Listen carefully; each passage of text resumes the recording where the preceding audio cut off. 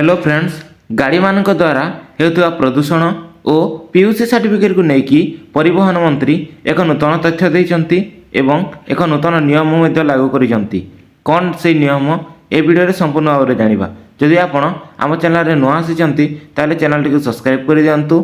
चलंतु देर न करी video T को स्टार्ट करिवा।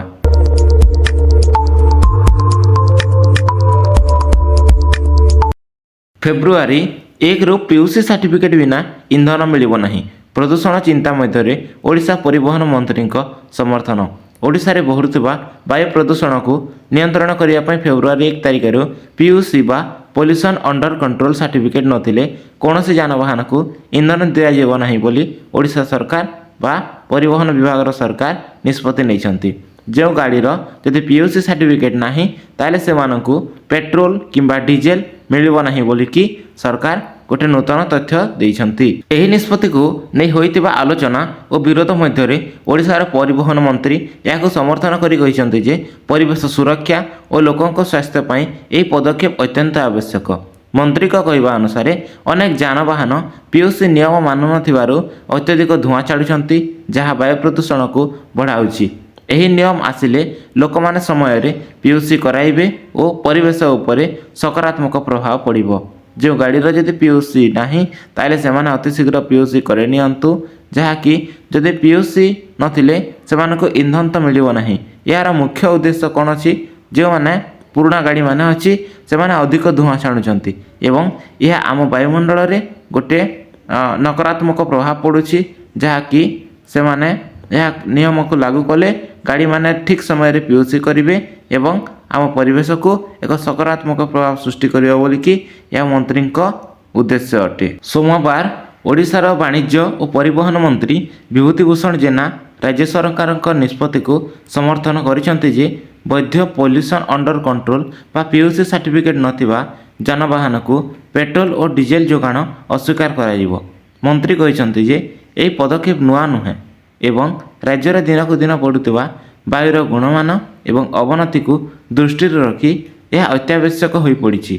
से कहते जे परिवेश सुरक्षा और साधारण लोकों स्वास्थ्य रक्षा पाई एपरी कड़ा नियम लागू करने आवश्यक। यह नियमटी फेब्रुआरी 1 तारिख लागू करा जिवो। तेणुकरी समस्ते पीयूसी बा पॉल्यूशन अंडर सर्टिफिकेट बनै नियंतु। आउ गोटे कथा जो मानकर जदि पुराना चालान अच्छी ताले से चालान को भरवे तापर जाकि ये सर्टिफिकेट आपण बनै पारिबे। जदि आपणकर पुराना चालान अच्छी ताले ये सर्टिफिकेट बनी पारिबो नहीं। तेणुकरी आपण माने आपणकर पुराना चालान को पे कर दियंतु एवं ए सर्टिफिकेट को बनै नियंतु। ओडिशा सरकारक एही पदक्षेप जातीय राजधानी दिल्ली रे तीव्र होइतिबा प्रदूषण विरोधी पदक्षेपर पृष्ठभूमि रे आसीछि। दिल्ली रे पूर्वरु एही नियम गुड़िक कड़ाकड़ी भाव लागू करा जाउथबा बेले अधिक कार्यकारी माने वर्तमान सेगुड़िकर कठोर पालन करने आरंभ कर देइछंती।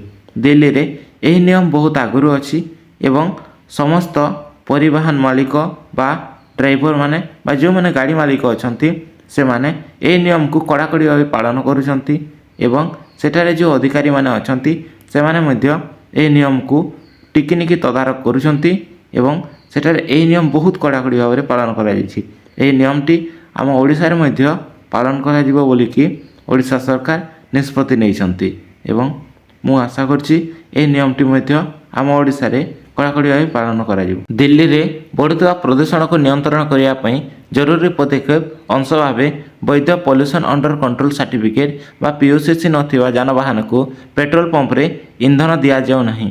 ए निर्देशनामा पालन हेउछि कि नहीं निश्चित करने को दिल्ली परिवेश मंत्री मनजिंदर सिंह सिरसा संपत्ति अनेक पेट्रोल पंप निरीक्षण करिसंती। से निजे जाइकी पेट्रोल पंप को देखुछंती कि सेठारे बिना पीयूसी सर्टिफिकेट रे गाड़ी मान को इंधन दिया जाउछि कि नहीं बा पेट्रोल डीजल प्रोवाइड करा जाउछि कि नहीं। से निजे जाइकी फील्ड विजिट करिसंती जेंटी दिल्ली भली जगह रे ए भली प्रदूषण को कंट्रोल करने को पदक्षेप नैछंती ताहा मध्य आज सफल हो पारिछि। ठीक से भाव में ओडिशा रे मध्य ए भली पदक्षेप निया जाइछि कि पॉल्यूशन को कंट्रोल करा जिवो एवं समस्त गाड़ीर पीयूसी वैलिड रहिबा कथा। जो गाड़ी जदि पीयूसी वैलिड नहीं बा जो गाड़ीर पॉल्यूशन सर्टिफिकेट नहीं ताले से गाड़ी को पेट्रोल डीजेल मना करा जाइछि एवं से गाड़ी माननकु पेट्रोल डीजेल मिलिबो नहीं। ତେଣୁକରି ସେମାନେ ପିୟୁସି ସାର୍ଟିଫିକେଟ୍ ଭ୍ୟାଲିଡ୍ କରନ୍ତୁ। ପିୟୁସି ସାର୍ଟିଫିକେଟ୍ ବନେଇ ନିଅନ୍ତୁ, ଯାହାର କି ଭ୍ୟାଲିଡ଼ିଟି 1 ବର୍ଷ ରୁହେ। 1 ବର୍ଷ ତା'ର ଭ୍ୟାଲିଡ଼ିଟି ସରିଲା ପରେ ପୁଣି ଥରେ ତାକୁ ବନେଇବାକୁ ପଡ଼ିଥାଏ। ଗାଡ଼ି ଟେଷ୍ଟିଂ ହେବ, ତାପରେ ଯଦି ଗାଡ଼ିର ଠିକ୍ ଧୂଆଁ ଅଛି ତାହେଲେ ତାକୁ ପିୟୁସି ସାର୍ଟିଫିକେଟ୍ ମିଳିବ। ଦିଲ୍ଲୀ ସରକାର ପରିବେଶ ଓ ଜଙ୍ଗଲ ବିଭାଗ ମାଧ୍ୟମରେ ପରିବେଶ ସୁରକ୍ଷା ଆଇନ 1986ର ଧାରା 5 ଅନୁଯାୟୀ ନିର୍ଦ୍ଦେଶ ଜାରି କରିଛନ୍ତି କି ଏହି ନିର୍ଦ୍ଦେଶ ଅନୁସାରେ କେବଳ ବୈଧ ପିୟୁସି ସାର୍ଟିଫିକେଟ୍ ଥିବା ଯାନବାହନ ମାତ୍ର ଇନ୍ଧନ ଯୋଗାଣ କରିବ। ଯେଉଁମାନଙ୍କର ସାର୍ଟିଫିକେଟ୍ ଅଛି ସେମାନଙ୍କୁ କେବଳ ଇନ୍ଧନ ମିଳିବ ବା ପେଟ୍ରୋଲ ଡିଜେଲ ମିଳିବ, ଏବଂ ଯେଉଁମାନଙ୍କର ପିୟୁସି ସାର୍ଟିଫିକେଟ୍ ନାହିଁ ସେମାନଙ୍କୁ ଇନ୍ଧନ ମିଳିବ ନାହିଁ। ଏହି ନିୟମକୁ ବର୍ତ୍ତମାନ ଓଡ଼ିଶାରେ ମଧ୍ୟ ଲାଗୁ କରାଯାଇଛି କି ସେଠାରେ ଗୋଟିଏ ଗ୍ରୀନ୍ ଷ୍ଟିକର ଦିଆଯିବ। ଯେଉଁମାନଙ୍କର ପିୟୁସି ସାର୍ଟିଫିକେଟ୍ ଅଛି ସେମାନଙ୍କୁ ଗୋଟିଏ ଗ୍ରୀନ୍ ଷ୍ଟିକର ଦିଆଯିବ।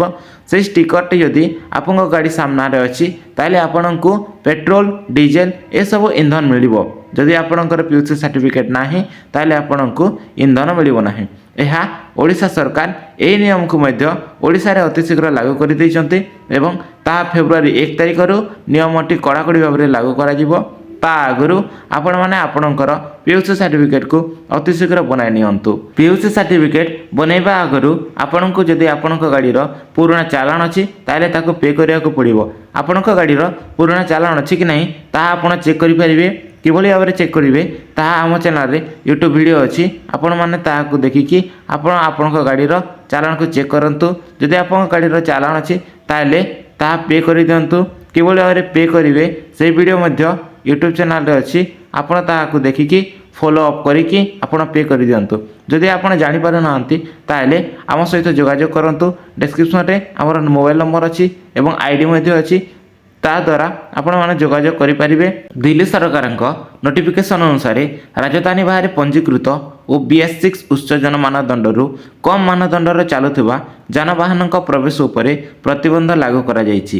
ଏହା ସହିତ ଗ୍ରେପ୍ ଷ୍ଟେଜ୍ 4 ସର୍ଭର ପ୍ଲସ୍ ପ୍ରଦୂଷଣ ପରିସ୍ଥିତିରେ ନିର୍ମାଣ ସାମଗ୍ରୀ ବହନ କରୁଥିବା ଟ୍ରକ୍ଗୁଡ଼ିକ ପ୍ରତିବନ୍ଧିତ କରାଯାଇଛି। ଯେଉଁ ଗାଡ଼ିଗୁଡ଼ିକ ରାଜଧାନୀ ବାହାରେ ପଞ୍ଜୀକୃତ ହୋଇଛି ବା ରେଜିଷ୍ଟର ହୋଇଛି ଏବଂ BS6 ଅଣ୍ଡରରେ ଯେଉଁ ଗାଡ଼ିଗୁଡ଼ିକ ଆସୁଛି ସେଗୁଡ଼ିକର ପ୍ରବେଶକୁ ଦିଲ୍ଲୀଠାରେ ପ୍ରତିବନ୍ଧ ସୃଷ୍ଟି କରାଯାଇଛି ଏବଂ ସେ ଗାଡ଼ିକୁ ମ୍ୟାକ୍ସିମମ୍ ଜାଗାରେ ଏଲାଉ କରାଯାଉ ନାହିଁ।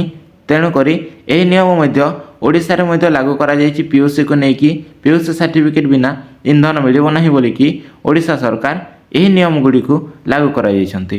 ଏହି ଇନଫର୍ମେଟିଭ୍ ଭିଡ଼ିଓଟି ଯଦି ଆପଣଙ୍କୁ ଭଲ ଲାଗିଥାଏ ତାହେଲେ ଭିଡ଼ିଓଟିକୁ ଗୋଟେ ଲାଇକ୍ କରିଦେବେ। ଯଦି ଆପଣ ଆମ ଚ୍ୟାନେଲରେ ପ୍ରଥମ କରି ଆସିଛନ୍ତି ତାହେଲେ ଚ୍ୟାନେଲଟିକୁ ଗୋଟେ ସବସ୍କ୍ରାଇବ୍ କରିଦେବେ। ଭିଡ଼ିଓଟି ନିଜର ସାଙ୍ଗସାଥି ଫ୍ୟାମିଲି ମେମ୍ବରକୁ ସେୟାର କରି ନିଅନ୍ତୁ, ଯେମିତିକି ଏହି ଇନଫର୍ମେଟିଭ୍ ଭିଡ଼ିଓ ଦ୍ୱାରା ସେମାନେ ମଧ୍ୟ ଉପକୃତ ହୋଇପାରିବେ। Thank you.